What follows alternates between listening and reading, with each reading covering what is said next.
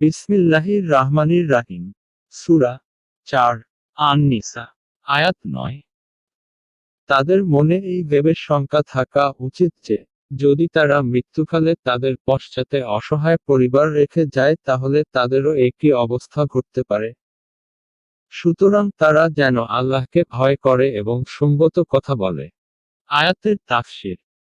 আর পিতৃহীনদের সম্পর্কে মানুষের ভয় করা উচিত, যদি তারা পিছনে অসহায় সন্তান ছেড়ে যেত, তাহলে তারাও তাদের সম্বন্ধে উদ্বিগ্ন হতো।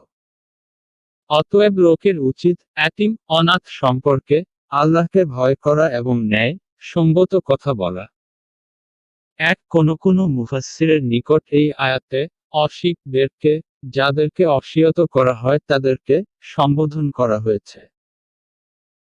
তাদেরকে নসিহত করা হচ্ছে যে, তাদের তত্ত্বাবধানে যে ইয়াতীমরা রয়েছে, তাদের সাথে যেন তারা ঐরূপ সুন্দর ব্যবহার করে, যেরূপ সে পছন্দ করে তার মৃত্যুর পর তার সন্তানদের সাথে করা হোক। আবার কোনো মুফাসসির বলেছেন, এতে সাধারণ লোকদের সম্বোধন করে বলা হয়েছে যে, তারা যেন ইয়াতীম এবং অন্য ছোট ছোট শিশুদের সাথে উত্তম ব্যবহার করে, চাহে তারা তার তত্ত্বাবধানে হোক বা না হোক। কেউ বলেছেন, এখানে সেই ব্যক্তিকে সম্বোধন করা হয়েছে, যে মৃত্যুর নিকটবর্তী ব্যক্তির পাশে বসে আছে। তার দায়িত্ব হলো মরণোন্মুখ ব্যক্তিকে উত্তম কথা শিক্ষা দেওয়া, যাতে সে আল্লাহ ও তার বান্দাদের অধিকারের ব্যাপারে যেন কোনো অবহেলা না করে এবং অসিয়ত করার সময় যেন এই উভয় অধিকারের খেয়াল রাখে। সে যদি বড় বিত্তশালী হয়, তাহলে তার অভাবী ও সাহায্যের প্রত্যাশী নিকট আত্মীয়ের জন্য নিজের মালের 1/3 অসিয়ত যেন অবশ্যই করে, অথবা কোনো দিনী কাজে বা দিনী প্রতিষ্ঠানে ব্যয় করার জন্য যেন অসিয়ত করে। কারণ, এই মালই হবে তার আখিরাতের সম্বল। আর সে যদি বিত্তশালী না হয়, তাহলে তার মালের 1/3 অসিয়ত করতে তাকে বাধা দিতে হবে, যাতে তার পরিবারের লোকরা যেন নিঃস্ব ও অভাবগ্রস্ত না হয়ে পড়ে।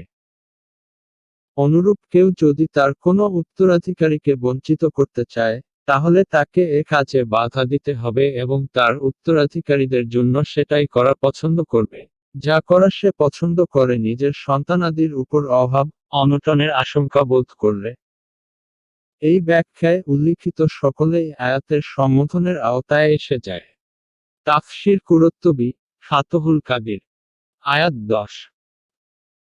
যারা অন্যায়ভাবে পিতৃহীনদের ধন সম্পত্তি গ্রাস করে, নিশ্চয়ই তা স্বীয় উতরে অগ্নি ব্যতীত কিছুই ভক্ষণ করে না এবং সত্বরই তারা অগ্নি শিখায় প্রবেশ করবে। আয়াতের তাফসীর। নিশ্চয় যারা পিতৃহীনদের সম্পদ অন্যায়ভাবে গ্রাস করে, তারা আসলে নিজেদের উতরে অগ্নি ভক্ষণ করে, আর অচিরেই তারা জ্বলন্ত আগুনে প্রবেশ করবে। আমরা কোরআনের 114টি সূরার আয়াতসমূহের বাংলা অনুবাদ, তাফসীর সমূহের ভিডিও তৈরি উদ্যোগ নিয়েছি। আশা করি সবাই আমাদের সাথে থাকবেন। আমাদের ফেসবুক পেজ, কোরআনের বাংলা আয়াত ও তাফসীর সমূহ।